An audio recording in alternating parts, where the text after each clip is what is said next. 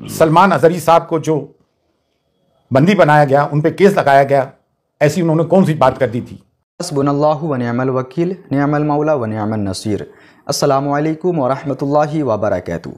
दोस्तों, हाजिर हूँ फिर से एक बार एक नई वीडियो के साथ मुफ्ती सलमान अजहरी साहब के ताल्लुक़ से, हल्द्वानी के मुसलमानों के ताल्लुक़ से। आप लोगों के मोबाइल के स्क्रीन पर एक वीडियो चल रहा होगा दोस्तों। उस वीडियो में आप लोग ये देखने वाले हैं कि अजमेर शरीफ के खादिमों ने हल्द्वानी के मुसलमानों के लिए और मुफ्ती सलमान अजहरी साहब के ताल्लुक़ से एक बहुत ही बड़ा ऐलान किया है, एक बहुत ही बड़ा पैगाम दिया है मुसलमानों के लिए। जी हाँ दोस्तों, उस पैगाम को सुनने से पहले दोस्तों मेरी आप लोगों से यही गुजारिश है कि आप लोग जिस तरह मुफ्ती साहब के लिए दुआ कर रहे हैं उसी तरह मुफ्ती साहब के लिए दुआ करते रहें। हल्द्वानी के मुसलमानों के लिए आप लोग दुआ फरमाते रहें। दुआ है अल्लाह रब्बुल इज़्ज़त की बारगाह में अल्लाह रब्बुल इज़्ज़त हल्द्वानी के मुसलमानों पर रहम व करम की बारिशें अता फरमाए।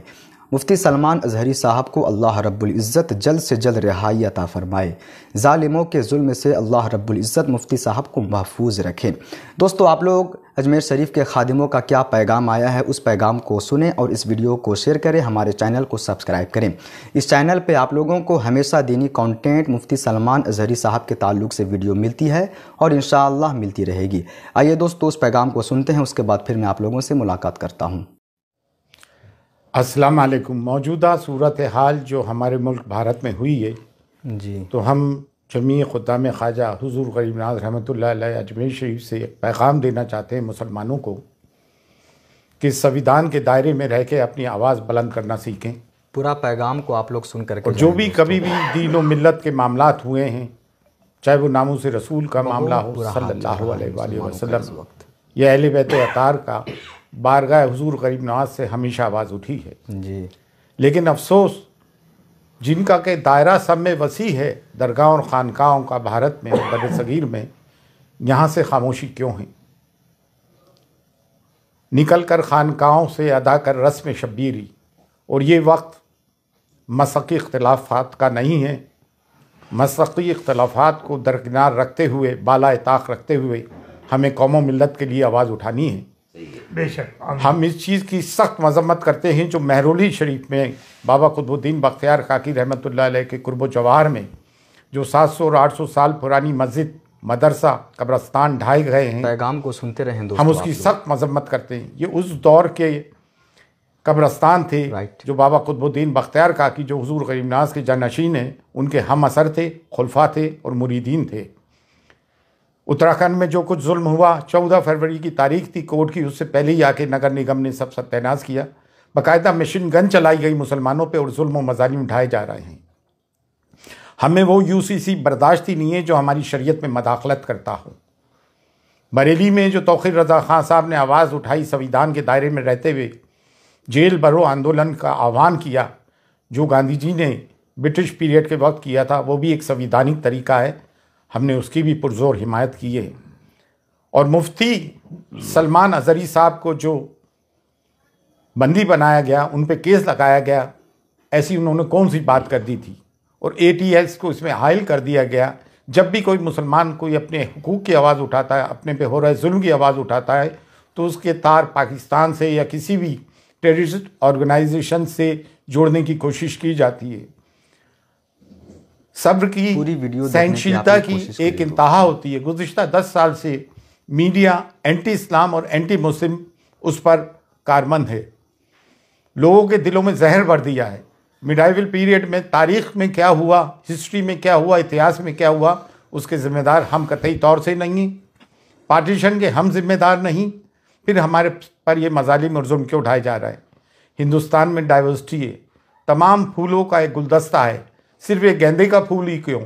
इसमें चमेली भी है, चंपा भी है, मोगरा भी है, गुलाब भी है। सबको लेके भारत बना है हमारा। संविधान हमें हक देता है। और अब कोई भी नगर निगम का बुलडोजर गैर कानूनी तौर से हमारे घरों को बुलडोज करता है तो सब के सब मैदान में उतर के आओ और संविधानिक तरीके से अपने लोगों की हिफाजत करें।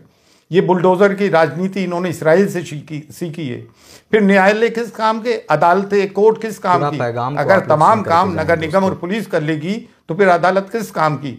अदालतों से जो फैसले आ रहे हैं कानून की रूह से नहीं आ रहे हैं बल्कि आस्था की रूह से आ रहे हैं। तो अब मुसलमान जाए तो कहाँ जाएं?